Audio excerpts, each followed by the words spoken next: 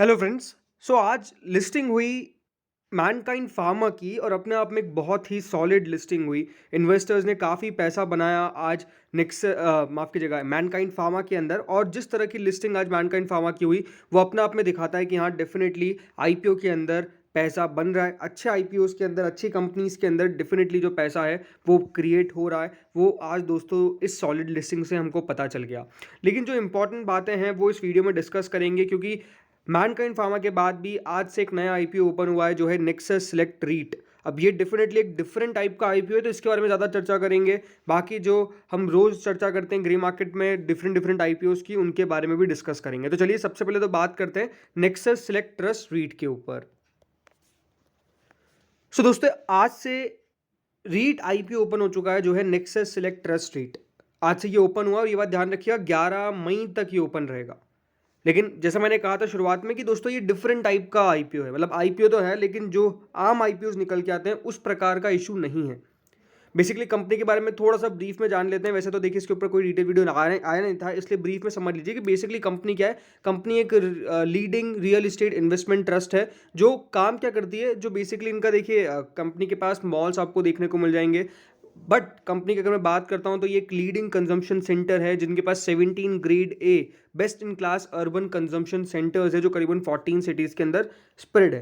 Right, जो company है उसके पास जैसे मैंने कहा 17 grade a urban consumption centres है। तो इसमें टोटल जो लीजेबल एरिया है वो 9.8 मिलियन स्क्वायर फीट का है। दो कॉम्प्लीमेंट्री होटल एसेट्स है कंपनी के पास और उसके बाद 3 ऑफिस एसेट्स है जो कि करीबन 1.3 मिलियन स्क्वायर फीट के अंदर फैले हुए हैं एज ऑफ दिसंबर 31 2022। जो कंपनी दोस्तों वो बेसिकली कह सकते हैं कि यहाँ पे टेनेंट्स को भी देती है। टेनेंट्स का मतलब ये है कि किराए पर भी काफ़ी ज़्यादा कंपनी जो है अपने मॉल्स के अंदर देती है। ओवरऑल बेसिकली इनके पास हेल्दी मिक्स ऑफ टेनेंट्स है जिसमें अक्रॉस सेक्टर्स, जिसमें apparel and accessories, hyper market, entertainment, food and beverages. Then Nexus जो है वो बेसिकली 50+ ईएसजी इनिशिएटिव्स के साथ भी काम कर रही है एक पॉजिटिव इम्पैक्ट डालने के लिए। और जैसा मैंने कहा कि देखिए कंपनी उस जगह पे जहाँ पे जो रिटेल स्पेंडिंग है, यानी जो इंडिया की टोटल डिस्क्रिशनरी रिटेल स्पेंडिंग है FY20 में, उस वहाँ पे 30% जहाँ से निकल के आता है रेवेन्यू उन कंपनीज उन सिटीज़ के अंदर माफ़ करिएगा कंपनी जो है वो बेसिकली अवेलेबल है। जिसमें दिल्ली, नवी मुंबई, बेंगलोर एंड पुणे, हैदराबाद एंड चेन्नई, इस प्रकार की लोकेशंस पे कंपनी आपको अवेलेबल देखने को मिल जाएगी। तो अनडाउटेडली ये सबसे इंपॉर्टेंट बात है। इसकी डिटेल कुछ इस प्रकार से है कि कंपनी का इशू आज से ओपन हुआ है। 100 रुपये का इसका प्राइस बैंड है। 150 शेयर्स आपको मिलेंगे एक लॉट के अंदर। कुल मिला के 3200 करोड़ का इशू है। 1400 करोड़ का फ्रेश इशू एंड 1800 करोड़ का OFS है। यहाँ पर अगर मैं बात करता हूँ बुक बिल टाइप का इशू है। अब शेयर्स किस तरह से ऑफर किए गए ये भी बात ध्यान रखिएगा। QIB को करीबन 54.55% of the remaining issue, HNI को not less than 25% of the offer, और टोटल शेयर्स जो ऑफर किए गए हैं वो आपको इतने देखने को मिल जाते हैं। अब जैसा मैंने कहा था शुरुआत में कि देखिए एक डिफरेंट टाइप का ये इशू है। तो ऐसा क्यों है? डिफरेंट टाइप का इसलिए है क्योंकि इसके अंदर कोई रिटेल का पोर्शन ही नहीं है। ये सबसे बड़ी बात है। आपको पता है आईपीओ जो आते हैं उसमें रिटेल का पोर्शन होता है, राइट? लेकिन इस आईपीओ के अंदर कोई रिटेल का पोर्शन नहीं है। क्यों नहीं है? क्योंकि एक रीट है, रीट आईपीओ है। दोस्तों ये बात ध्यान रखिएगा कि जब भी कोई रीट का आईपीओ आता है तो उसके अंदर रिटेल का पोर्शन नहीं होता है। उसमें दो पोर्शन होते हैं, एक होता है QIBs का और एक होता है दोस्तों HNIs का। तो ये बात आपको पता चल गई कि दो पोर्शन होते हैं, किस किस के? QIBs के और HNIs के। अब एक और इंटरेस्टिंग बात बताता हूँ। इसके अंदर जो कल एंकर इन्वेस्टर्स का पैसा निकल के आया वो अपने आप में काफ़ी ज़बरदस्त था। अब शेयर्स किस तरह से बांटे गए बाकी के? कुल मिला के 1852 करोड़ का बचा हुआ है। बाकी जो है वो एंकर इन्वेस्टर्स ले गए। अदर्स को दिए गए हैं 842 करोड़ के शेयर्स एंड QIBs को दिए गए हैं 1010 करोड़ के शेयर्स, यानी 54.55%। यानी अब एक क्वेश्चन निकल के आता है आपके जहन के अंदर कि अगर मुझे अप्लाई करना है तो मैं कौन सी कैटेगरी में गिना जाऊंगा, राइट? ये आपका एक क्वेश्चन है। अब इसका आंसर आप समझिए, बहुत ईजी है कि दोस्तों अगर अगर आप अप्लाई करते हैं तो ये बात ध्यान रखिएगा आपकी जो एप्लीकेशन है वो HNI कैटेगरी में जाएगी। और अगर आप HNI कैटेगरी से लगा रहे हैं तो आपकी जो मैक्सिमम एप्लीकेशन साइज है वो है दोस्तों करीबन 5 लाख की। 5 लाख से ज़्यादा एक्सीड नहीं कर सकती है। मैक्सिमम बोल रहा हूँ, मिनिमम कितनी है की है? मिनिमम है दोस्तों 15,000 का एक लॉट। तो आप HNI कैटेगरी के अंदर ये बात ध्यान रखिएगा, गिने जाएंगे। ये बात आपको पता होनी चाहिए। दूसरी बड़ी बात आपको मैं बता देता हूँ कि ये बात ध्यान रखिएगा, एचएनआईज में कभी भी लॉटरी बेसिस पे आपको अलॉटमेंट नहीं मिलता है। इस पे किस पे होता है? प्रोपोर्शनेट बेसिस पे, लॉटरी पे नहीं होता है। वापस से कह रहा हूँ, लॉटरी का मतलब क्या है कि जैसे आप रिटेल में लगाते हैं, मान लीजिए इशू पाँच समय आप 5 गुना सब्सक्राइब हुआ तो 5 में से 1 मिल जाता है, राइट? 5 में से 1 जने को लग जाता है। लेकिन इसमें ऐसा नहीं होता है।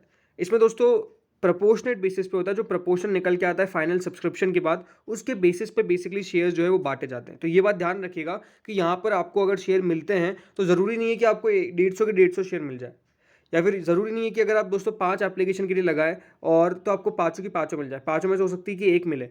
उसका कारण क्या है कि अगर जो प्रोपोर्शनेट सही बैठेगा उस तरीके से दोस्तों आपको जो बेसिकली इशू है वो मिलेगा। बेसिकली एक एप्लीकेशन तो मिलनी चाहिए पूरी, लेकिन ये ज़रूर है कि अगर यहाँ पे सब्सक्रिप्शन देखिए थोड़ा बहुत ओवर सब्सक्राइब होता है तो उसमें प्रोपोर्शनेट बेसिस पे सब्सक्रिप्शन होता है। तो ये बात दोस्तों ध्यान रखिएगा कि अगर आप अप्लाई कर देते हैं तो शेयर्स आपको मिल सकते हैं, लेकिन ये बात ध्यान रखिएगा प्रोपोर्शनेट बेसिस पे, और जो प्रपोर्शन बैठेगा अगर उसके आप नीचे आए तो डेफिनेटली आपको शेयर्स नहीं मिलेंगे। ये बात भी ध्यान रखिएगा। अब बात करते हैं दोस्तों, अब ग्रे मार्केट पे चर्चा कर लेते हैं और बात करेंगे कि अप्लाई करना चाहिए कि नहीं करना चाहिए। तो सबसे पहले तो अगर मैं बात करता हूँ ग्रे मार्केट की, तो टाटा टेक की ग्रे मार्केट करीबन 74 रुपीज़ करंटली चल रही है। ठीक है, कोई मेजर दिक्कत आपको देखने को नहीं मिलती है।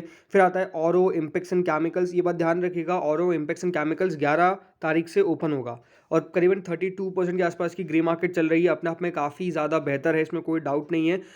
अच्छी ग्रे मार्केट चल रही है। नेक्सस सिलेक्ट ट्रस्ट रीट की मैं बात करता हूं तो देखिए 3 रुपये 50 पैसे की ग्रे मार्केट है। अब यही क्वेश्चन है, राइट, कि देखिए ग्रे मार्केट इसकी बहुत एक्टिव ट्रेड नहीं कर रही है। जो भी देखिए नेक्सस सिलेक्ट ट्रस्ट रीट में लगा है वो ये लगा है कि अगर आपका व्यू लॉन्गर टर्म का है तो इस आईपीओ के अंदर पैसा लगा दीजिए।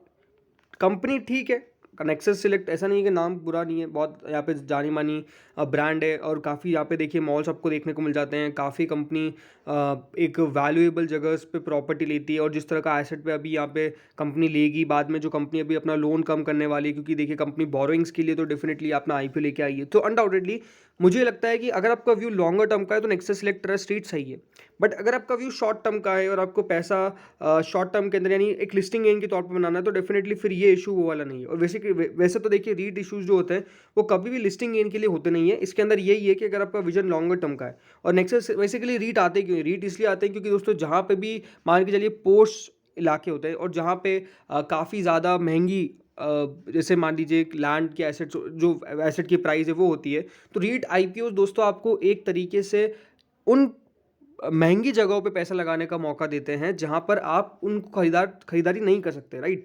तो इसका मतलब यही है कि यहाँ पर जिस तरह से दोस्तों उस एसेट की प्राइस इंक्रीज हो जाएगी, जैसे कंपनी का, जैसे मान लीजिए एक मॉल है, राइट, उसकी प्राइस अगर हम मान के चलते हैं कि साल में 10% से अप्रिसिएट होती है तो उससे आपको स्टॉक पे उसका रिफ्लेक्शन देखने को मिल जाएगा, स्टॉक उतना इंक्रीज हो जाएगा तो उसके आसपास रिटर्न दे जाएगा। तो ये बात ध्यान रखिएगा, ये सबसे इंपॉर्टेंट है जो आपको समझ में आना चाहिए। बाकी अगर आप देखेंगे डी नी टूल्स की ग्री मार्केट करीबन 11 रुपये है, 11% के आसपास का प्रीमियम दिख रहा है। 11 मई याद रखिएगा वो तारीख है जब इसकी लिस्टिंग होने वाली है मार्केट्स के अंदर। इनोकेस इंडिया की ग्री मार्केट अच्छी चल रही है, अराउंड 30 रुपीज़ के आसपास हो चुके हैं, ऑलमोस्ट 38.46% के आसपास का ग्री मार्केट हुआ है। 42,000 का सब्जेक्ट रेट है और लिस्टिंग कब है दोस्तों? लिस्टिंग है इसकी 11 मई को। तो इस वीडियो में इतना ही था, होपफुली वीडियो बढ़िया लगा होगा। Thank you friends for watching this video.